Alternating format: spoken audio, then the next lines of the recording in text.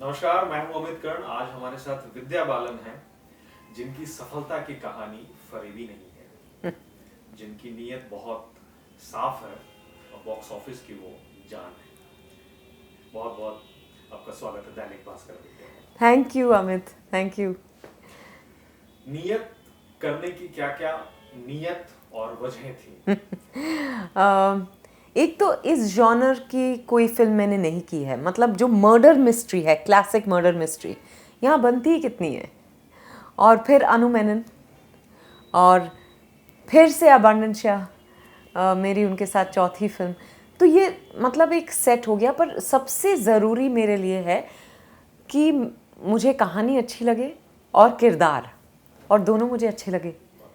और अनु के साथ मुझे पता था कि मुझे कुछ अलग ट्राई करने का मौका मिलेगा। तो ये एक क्लासिक मर्डर मिस्ट्री है, पर ये क्लासिक डिटेक्टिव नहीं है। तो वो एक कुछ अलग था, तो मैंने कहा मैं कर लेती।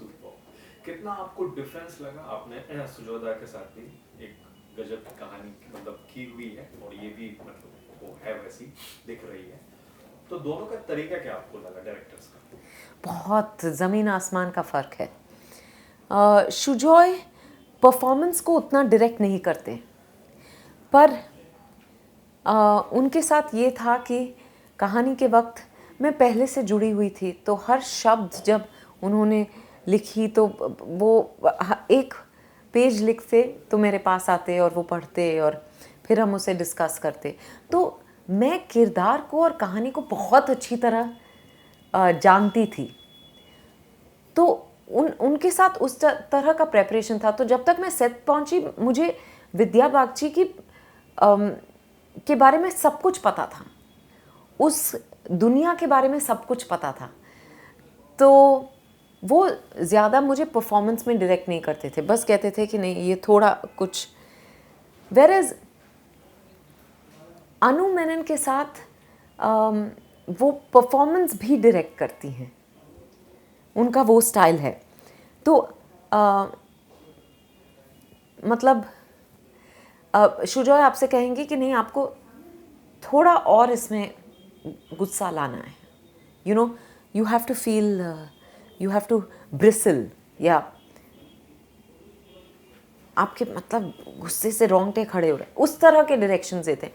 पर अनु जो है आपको मोर तरीका बहुत अलग है दोनों का। हाँ हाँ। और वो जो पूरा सेटअप था, क्या वाकई वो कैसल उतने खतरनाक समंदर के किनारे? ओह, खतरनाक और खूबसूरत। मुझे तो यकीन नहीं आया जब हम पहली बार वहाँ गए अमित। मुझे लगा पिक्चर पोस्ट कार्ड्स नहीं होते, हम लोग पेंटिंग्स देखते हैं, और एक जहन में था कि अच्छा ऐसे लिखा हुआ है, पर जगह ऐसी नहीं होगी, शायद उनको वीएफएक्स करना पड़ेगा। जब मैं वहाँ गई तो मैं एकदम स्तब्ध रह गई कि ऐसा भी होता है। इतनी खूबसूरत जगह पर उतना ही एक उसमें इंट्रीग था, मिस्ट्री थी उस जगह में, क्योंकि ये पुराने कासल्स जो होते हैं उनमें कितना कुछ हुआ होता है। कितने लोग वहाँ ज़िंदगी बिता चुके हैं, कितनी कहानियाँ, कितने सीक्रेट्स वहाँ दबे हैं। कोई तो वैसी इंटरेस्टिंग मिस्ट्री मतलब जो आप लोगों ने सुनी वहां जाके कि यार कि भाई यहाँ पे अंग्रेजों का कोई था या और कोई थे? नहीं, हम अफवाह हमने फैलाई कि यहाँ पे एक खून हुआ था, और एक आदमी ने अपनी ही बीवी का खून कर दिया। किसी को पता नहीं। मैंने कहा मुझे पता चला कि ऐसे ऐसे हुआ है, और मैंने कहा कि शायद इस वजह से शाम को यहाँ अजीब चीज़ें होती हैं। और बहुत मैंने कुछ झूठ कहा था, और कुछ लोग समझ गए कि मैं झूठ बोल रही हूँ, पर कुछ मान गए थे। और शूटिंग के आखिर तक, एक्चुअली बॉम्बे आने के बाद भी, एक दिन हमारी बात हो रही थी दूसरे कास्ट के एक्टर्स से, मतलब कास्ट के दूसरे एक्टर्स से, और किसी ने कहा कि अच्छा क्या पता चला कि एग्जैक्टली क्या हुआ था। फिर सब हंसने, मैं खुद हंसने लगी कि ओ गॉड, आई कांट बिलीव कि तुम्हें अब तक पता नहीं चला कि ये मेरी रची हुई कहानी है। इस पर भी फिल्म बनाते हैं। बिल्कुल। पर ऐसी जगह पे जाओ तो लगता है कि मतलब यहाँ तो कुछ है है, सुपर नेचुरल सा। ज़रूर कुछ खून हुआ है यहाँ, कुछ गड़े मुर्दे। और मतलब एक ही स्ट्रेच में कितने दिनों का शूट मतलब रहा? 1.5 months का शूट रहा, क्योंकि मैं वहाँ पहुँच गई थी, पर हमारे और कुछ और भी कास्ट मेंबर्स पहुँच गए थे, पर कुछ लोगों को वीज़ा नहीं मिला, तो काफ़ी वक्त हमने ऐसे वी स्पेंट वेटिंग।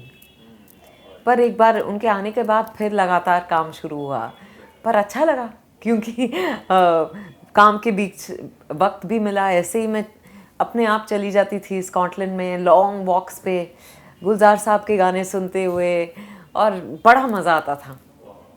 इस तरह का ऐसा एक्सपीरियंस, इसी तरह का लगभग सिमिलर या थोड़ा और इंटरेस्टिंग एक्सपीरियंस कौन सी फिल्मों पे रहा है लोकेशन का? लोकेशन का I think that's a tough one. I think सबसे इंटरेस्टिंग मुझे इश्किया वाला घर लगा। एक्चुअली वो एक सेट था, उन्होंने वो घर बाकायदा बनाया था। बॉम्बे में? बॉम्बे में नहीं, वाई में। वाई, अच्छा, यस। पर वो लेक साइड पे था, नदी नदी किनारे, नदी yes. नदी किनारे था। It was just beautiful. वहाँ में जाके ऑफ कोर्स लगातार हम लोग काम कर रहे थे, फिर भी एक जैसे मैं उस दुनिया में बिलोंग करती हूँ ऐसा लगने लगा था, और एक अजीब सुकून महसूस होता था, एक अजीब अकेलापन भी महसूस होता था। लगता था कि आप दुनिया से, मतलब काफ़ी गांव था आसपास, पर गांव के लोग थे, पर फिर भी एक अजीब अकेलापन भी महसूस होता था, ऐसे कि आप दुनिया से बहुत दूर आ गए हैं। सही। और वैसे भी आप तो खैर मतलब बहुत कम उम्र से ही आ गई थी इंडस्ट्री में, और तो मतलब अब जब देखती हैं कि उस उम्र की लड़कियां या लड़के लव एट फर्स्ट साइट में पड़ते हैं या प्यार में कुछ कुछ करते हैं, तो वो कितना बचपना उनका लगता है कि यार ये मैच्योर नहीं है शायद, या मतलब वो कैसे देखती हैं इधर से? नहीं, मुझे लगता है कि प्यार प्यार होता है और पर अट्रैक्शन को हम प्यार समझ बैठते हैं। अट्रैक्शन को प्यार में बदलने में काफ़ी वक्त लगता है, क्योंकि ये आप एक्चुअली किसी से प्यार कर सकते हैं, पर किसी को पसंद करना उससे भी बड़ी बात होती है। To love someone is one thing, but it's important that you like the person, और उसमें वक्त लग जाता है। और लव तो आप अट्रैक्शन को, जैसे मैंने कहा कि you can mistake attraction for love, पर अट्रैक्शन इनिशियल फेज में क्या होता है, आप फिजिकल अट्रैक्शन होती है ज़्यादा, पर वो जरिया होता है एक दूसरे की रूह को समझने का। एंड विद्या, जैसे मान लें कि जैसे जैसे इंसान सफल होता जाता है, उसका एक्सपोजर ज्यादा है अपने फैमिली वालों के मुकाबले, ऑब्वियसली, ठीक है। उस केस में कई बार होता है कि यार शायद मेंटल फ्रीक्वेंसी नहीं मिल रही है पेरेंट्स से या अपने भाइयों से, जो शायद वही है, जो भी रीजन है। उस केस में सामने वाले को हम टेकन फॉर ग्रांटेड न लें, सक्सेसफुल इंसान, वो तरीका क्या रखा जाए? या ये मतलब टफ है शायद? ये बहुत टफ है। मुझे इस सवाल का जवाब मेरे पास नहीं है, क्योंकि मैं बहुत खुशनसीब हूँ इस मामले में कि मेरे माता पिता जो हैं, वो उनमें हमेशा से ये भूख रही है, ये चाह रही है ज़िंदगी में आगे बढ़ते रहने की, और उस वजह से मेरी बहन और मैं भी ऐसे ही हैं कि अपने आप को कहीं पर सीमित नहीं होने देना है, कहीं पर कैद नहीं होने देना है। किसी भी चीज़ से आप, मतलब you have to just keep moving forward in life. Success हो, फेलियर हो, अप्स हो, डाउन्स हो, खुशी हो, दुख हो, आपको आगे बढ़ते रहना। आगे बढ़ने का नाम है ज़िंदगी।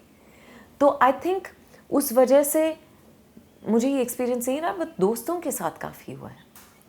दोस्तों के साथ हुआ है कि वो और आप अलग अलग दिशाओं में जाने लगते हैं।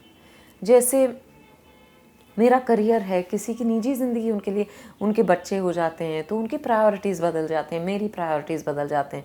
पर और फिर कभी कभी लगता है कि हम एक ही पन्ने पर नहीं हैं, पर दैट इज़ एब्सोल्युटली फाइन। आपका साथ यहीं तक लिखा था। जैसे आप दो पैसेंजर्स हैं एक ट्रेन पर और आप मिले, आपको अच्छा लगा, आपने वक्त साथ में बिताया, कभी कभी एक दूसरे से बहुत शेयर भी किया, पर हर एक को अपने स्टेशन पर उतर जाना पड़ता है। Yes, definitely. और ऐसा जैसे गोविंदा सर के साथ हुआ था कि जब उनका करियर पीक पे था तो 48 आवर्स में उन्होंने 39 स्क्रिप्ट्स साइन की थी फिल्म। 48 अच्छा। Hours, yes 39। विद्या के साथ हम ऐसा कह सकते हैं कि डर्टी पिक्चर या उससे पहले का वो जो पूरा फेज था जब fourth Khan of the industry कही जाती थी विद्या, तो ऐसा हुआ हो कि 48 आवर्स में? नहीं नहीं नहीं नहीं नहीं तभी भी जब शुरुआती दौर में और फिर तभी भी और अभी भी मैं डिसीजन लेने में बहुत वक्त लगाती हूँ, क्योंकि जब तक मुझे इस बात पर यकीन नहीं होता कि इसको करने में मुझे मज़ा आएगा, मैं नहीं करती। उसके लिए कहानी बहुत ज़रूरी है, किरदार ज़रूरी है, डायरेक्टर ज़रूरी है, प्रोड्यूसर ज़रूरी है, पैसे ज़रूरी हैं। और जैसे मतलब विकिपीडिया कह रहा था कि आगे आप शीर्षा गुहा ठाकुरता की फिल्म लवर्स की है मैंने, जो तैयार है और मेरे ख्याल से कुछ महीनों में रिलीज होगी। और आप वो उसके बाद मणिरत्नम सर की है, फिर निखिल आडवाणी। ये मैंने भी सुना है। अच्छा। पर मेरी उनसे कोई बात नहीं हुई है। एंड बंसाली सर के साथ चेनाब गांधी है। नहीं, चेनाब गांधी तो 2008 में बनने वाली थी, वो नहीं बनी, और फिर अब मेरे साथ तो नहीं बनेगी। अच्छा। अब मैं उस उम्र की नहीं रही जब मैं चेनाब गांधी कर पाऊँ। अच्छा, और जैसे मतलब विद्या आपने कहा था कि हमारी अधूरी कहानी को लोगों ने सिनेमाघरों में कम देखा, जब वो टीवी पे आई या ओटीटी पे आई तो लोगों ने ज्यादा देखा और उन्हें अच्छा लगा। आपने पूछा भी कि यार उस वक्त कहाँ थे आप, सिनेमाघरों में क्यों नहीं आए थे? क्या अब एक आंसर हमें मिल गया है कि ये फिल्म ओटीटी के लिए है, ये फिल्म सिनेमा के लिए? नहीं, ऐसा कुछ अच्छा, मेरे ख्याल से तो नहीं है। पर मुझे लगता है कुछ ऐसी फिल्में हैं जो लोग अकेले बैठ के देखना पसंद करते हैं। Films that make you uncomfortable, films that make you thought provoking, और आपको आपके फीलिंग्स से जिसमें जूझना पड़ता है। पर ऐसी फिल्में हैं जो आप बड़े पर्दे पर सबके साथ देखें तभी मज़ा आए, एक कलेक्टिव एक्सपीरियंस होता है। तो I think that basic differences है, पर मेरे ख्याल से इट्स नॉट फिक्स कि इस तरह की फिल्म ओटीटी पर चलेगी, इस तरह की फिल्म थिएटर में चलेगी। और एक मतलब गिव एंड टेक क्वालिटीज का आप में सिद्धार्थ सर में क्या हुआ है? उनकी कौन सी क्वालिटी आपने इम्बाइब की है और आपकी उन्होंने की है? मेरी कौन सी क्वालिटी उन्होंने इम्बाइब की है? वो नास्तिक हैं, हमेशा से नास्तिक रहे हैं, और मेरा हमेशा से भगवान में अटूट विश्वास रहा है, और हम दोनों जीते हैं और एक दूसरे को जीने देते हैं। या at the same time I think with time I have begun to understand कि वो नास्तिक क्यों है, और वो समझने लगे हैं कि मेरा विश्वास किस वजह से मुझे इस तरह का अटूट विश्वास है। तो हम दोनों के दिमाग का आई थिंक दायरा जो है खुल गया है। अगली इमीडिएट क्या प्रोजेक्ट्स विद्या कर रही हैं? मैंने फिल्म के लिए हामी भरी है, पर अब फिलहाल मैं कुछ नहीं कहना चाहूँगी जब तक प्रोड्यूसर अनाउंस नहीं करते। और वेब सीरीज के लिए भी ओपन है? हाँ, ऑफ कोर्स, मैं बहुत स्क्रिप्ट्स पढ़ रही हूँ वेब सीरीज की, कुछ नया नहीं मिला है अब तक, देखते हैं आगे। और जब साउथ का जो दौर था, जो 9 फिल्में गई थी और साईं मंदिर में रात में जाके आप कन्वर्सेशन भी होता था आपका, उसके अलावा कौन सी चीज थी जो आपके फेथ को फर्म रख रही थी? मेरी फैमिली, मेरे पेरेंट्स, मेरी सिस्टर और मेरे ब्रदर इन लॉ मेरे स्तंभ थे, स्तंभ हैं अभी भी। अब और एक जुड़ गया उसमें सिद्धार्थ जुड़ गए। पर उन्होंने मुझे बहुत बहुत सपोर्ट किया। उनको मैं अपनी मम्मी के साथ बहुत झगड़ती भी थी उस वक्त, क्योंकि सारा गुस्सा जो है उन पे निकलता था। और पर फिर भी उन्होंने मुझे बहुत सपोर्ट किया, मेरे सपनों को सपोर्ट किया, और उस वजह से आज मैं यहाँ हूँ। लास्ट मतलब रैपिड फायर एक दो बस। Greatest skill besides acting?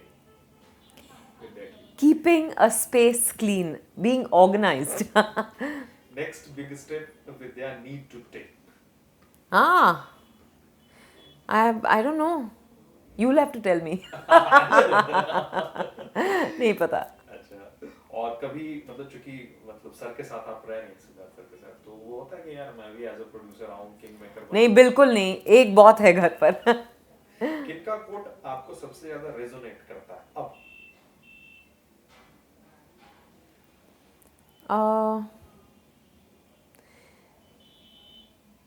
Oh my God, quote. मैं सोच रही हूँ।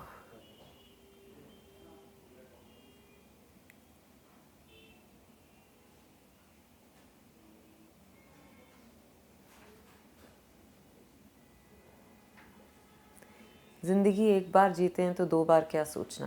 अरे वाह, definitely। वो टीम क्यों नहीं रिपीट हुई फिर से? डर्टी पिक्चर की सारे कमाल के लोग थे। आई नो, रजत अरोरा, मिलन लूथरिया, एकता और मैं। आई डोंट नो क्यों रिपीट नहीं हुई। आई थिंक मिलन को लगता है कि अगर हम साथ में कुछ करें तो कुछ खास होना चाहिए। वो खास अभी तक पल्ले नहीं पड़ा है, हाथ नहीं लगा है।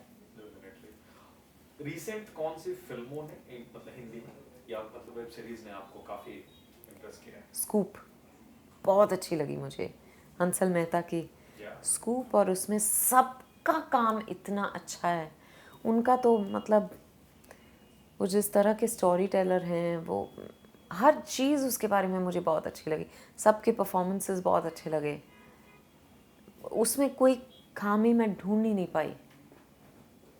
अब बॉक्स ऑफिस कितना आपको रहता है ज़रूरी है, because it's a business of cinema. तो बॉक्स ऑफिस पर फिल्म चलना बहुत ज़रूरी है। और मुझे लगता है कि हम ज़्यादा पैसे बनाएंगे तो ज़्यादा पैसे लगाएंगे फिल्मों में, और ख़ासकर महिला प्रधान फिल्मों के लिए ये बहुत ज़रूरी है। तो commercial success, box office success is very important. Last question जो आपसे बार बार पूछा जाता हो, कहानी का अगला पार्ट क्यों नहीं या कब होगा, क्या है? आई थिंक अगर शुजॉय और मैं साथ में कुछ करते हैं तो शायद हमें उसे कहानी नहीं बुलाना चाहिए, क्योंकि पिछली बार कहानी 2 बना के हम थोड़ा लोगों के एक्सपेक्टेशंस बहुत बढ़ गए थे। तो I don't know whether I want to put the pressure of those expectations on a film we do together, पर साथ में काम ज़रूर करना है। बहुत बहुत शुक्रिया विद्या। Thank you Amit. देखते रहिए दैनिक भास्कर, पढ़ते भी रहिए। जी बिल्कुल। Thank you. हाँ, हाय विद्या बालन, और पढ़ते रहिए दैनिक भास्कर, देखते रहिए दैनिक भास्कर। हाय, मैं हूँ विद्या बालन, देखते रहिए दैनिक भास्कर, पढ़ते रहिए दैनिक भास्कर। Thank you.